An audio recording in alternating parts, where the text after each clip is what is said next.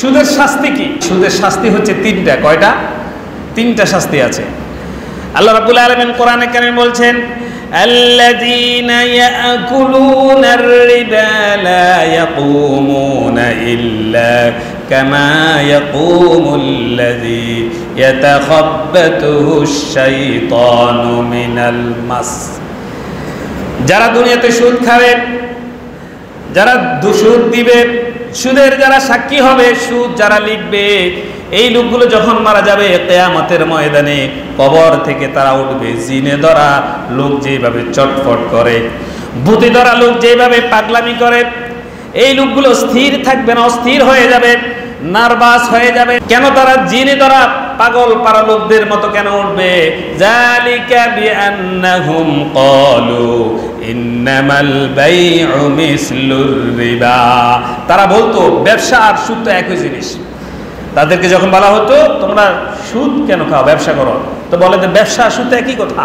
একটা কলম যে আমি 10 টাকা দিয়ে কিনে 20 টাকা বিক্রি করি, লাভ হয়েছে কত টাকা? 10 টাকা। কথা বলে, একটা কলম আমি 10 টাকা দিয়ে কিনলাম, কিনে 20 টাকা বিক্রি করলাম, লাভ হয়েছে কত? কথা বলে না, কত? 10 টাকা। এটা ব্যবসা। এটা কি? ব্যবসা।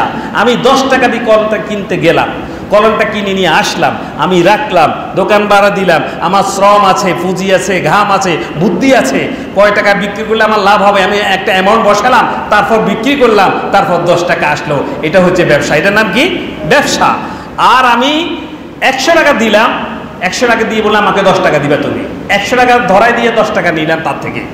এটা কেন বুদ্ধি? এখানে কোনো পরিশ্রম নাই, এখানে কোনো শ্রম নাই, গাম নাই, 100 টাকা দিয়ে 10 টাকা নিয়ে নিলাম। এটা হচ্ছে সুদ। এটা কি? সুদ। তো তারা বলে 100 টাকা দিয়ে 10 টাকা নেওয়া যেমন 10 টাকার কলম দিয়ে 20 টাকা নেওয়া তো সমান।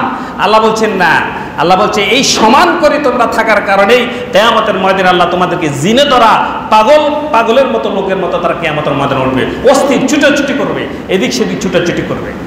তাহলে সুদের প্রথম শাস্তি হচ্ছে কিয়ামতের ময়দানে কবর থেকে তারা অস্থিরভাবে উঠবে, জিনে ধরা লোকের মতো।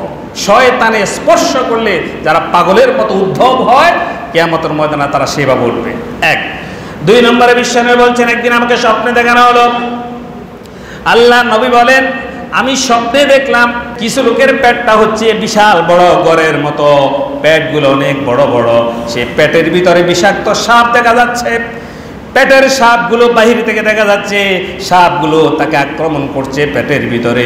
বিশ্বনবী জিবরাইলকে বললেন, মান হাউলাই ইয়া জিবরাইল, ও জিবরাইল এই লোকগুলো কারা? জিবরাইল আলাইহিস সালাম বললেন, হাউলাই আকালাতুর রিবা, এরা হচ্ছে আপনার উম্মতদের মধ্যে যারা সুদ খেয়েছে তাদের দল। নাউজুবিল্লাহ।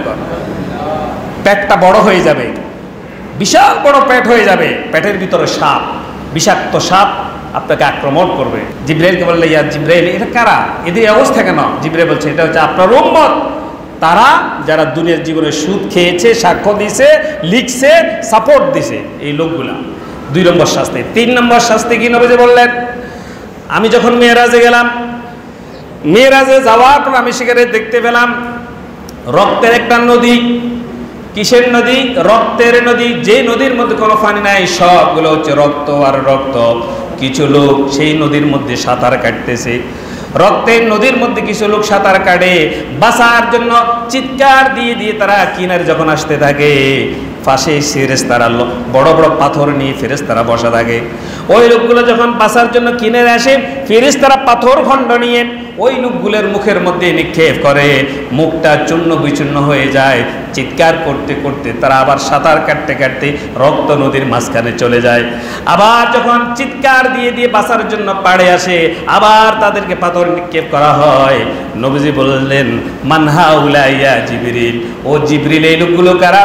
যারা বাঁচার জন্য আকুতি করছে, বারবার কিনারা আসতে চাচ্ছে কিন্তু পাচ্ছে না, এরা কারা? জিবরাইল বলল, হাউলাই আকালাতুর রিবা, এরা হচ্ছে আপনার উম্মতের মধ্যে তারা যারা দুনিয়ার জীবনে সুদ খেয়েছে, সুদ দিয়েছে, সাক্ষ্য হয়েছে এবং লিখিত ছিল লিখে দিয়েছে। সুদ খাওয়ার এই 3 নম্বর শাস্তি। প্রথম শাস্তি হচ্ছে কবর থেকে উঠবে জিনে ধরা পাগলের মতো, জিনে ধরা ব্যক্তির মতো তারা উঠবে। 2 নম্বর শাস্তি হচ্ছে তাদের পেটগুলো বড় হয়ে যাবে, পেটের ভিতরে বিষাক্ত সাপ থাকবে। 3 নম্বর শাস্তি হচ্ছে রক্তের নদীতে তারা সাঁতার কাটবে আর বাঁচতে চাইবে, কিন্তু ফেরেশতা তাদের উপরে পাথর নিক্ষেপ করে তাদেরকে উঠার আর বাঁচার কোনো সুযোগ তাদেরকে দিবে না।